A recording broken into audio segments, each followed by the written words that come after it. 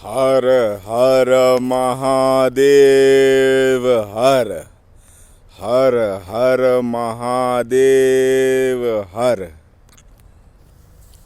सभी हिंदू देशवासियों को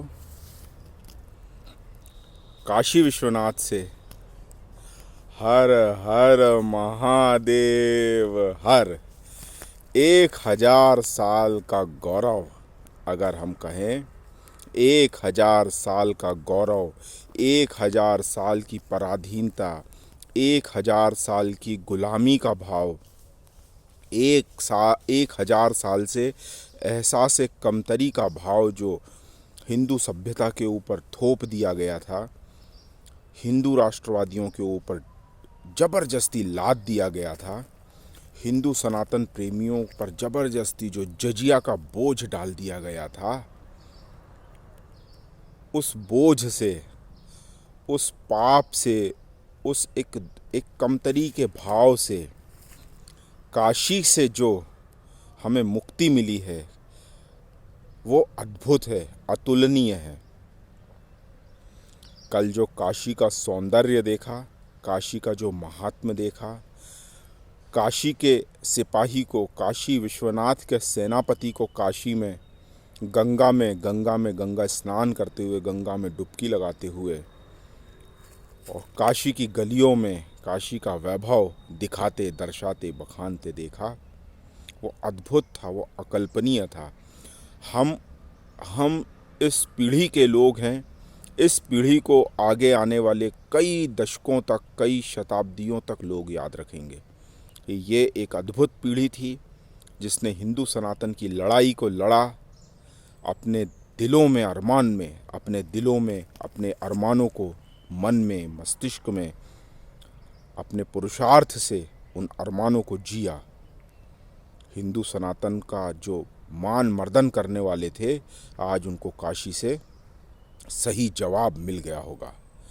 हमने किसी की लकीर को नहीं मिटाया, हमने अपनी लकीर को बड़ा कर दिया है।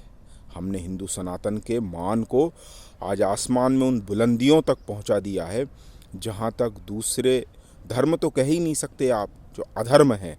धर्म तो एक ही है, सत्य सनातन हिंदू धर्म, वैदिक धर्म जिसे कहते हैं, जो प्रकृति के साथ, सहचर्य के साथ चलता है, प्रकृति को मानता है, प्रकृति का विखंडन नहीं करता है, जो प्रकृति के साथ चलने में अपना उत्थान समझता है, प्रकृति के साथ चलने में, प्रकृति के सानिध्य में ही आनंद पाता है।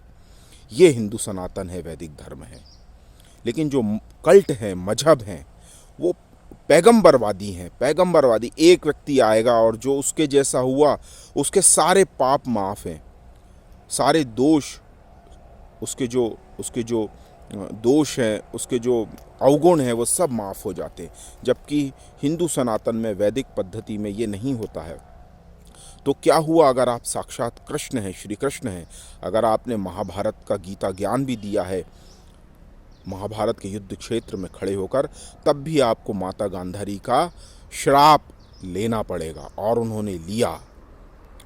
और इस कलयुग में तो आप ये सोच ही नहीं सकते कि आपको पाप का भागी नहीं बनना पड़ेगा, क्योंकि आप रह ही नहीं सकते।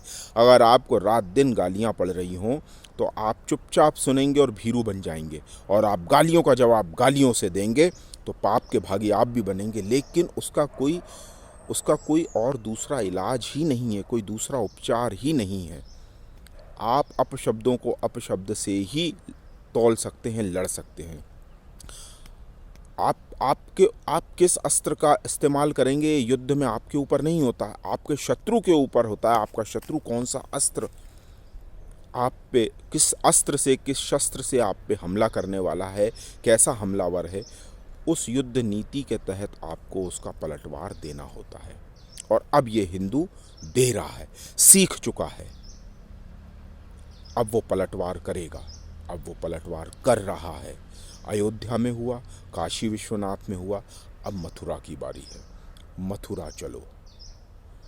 जय श्री राम। मैं नारायण हरणे। अगर आपको मेरी बातें ठीक लगती है, यूट्यूब पे आप मुझे पसंद करते हैं, इंस्टाग्राम पे भी मैं नारायण हरणे के नाम से हूँ। 9200114611 मेरा मोबाइल नंबर है। यूट्यूब पे आप मेरी डिटेल देख सकते हैं और बैंक के माध्यम से भी, गूगल, पेटीएम, इनके माध्यम से भी आप मुझे सपोर्ट कर सकते हैं। भारत माता की जय, वंदे मातरम, जय श्री राम, बोलिए काशी विश्वनाथ नरेश की जय।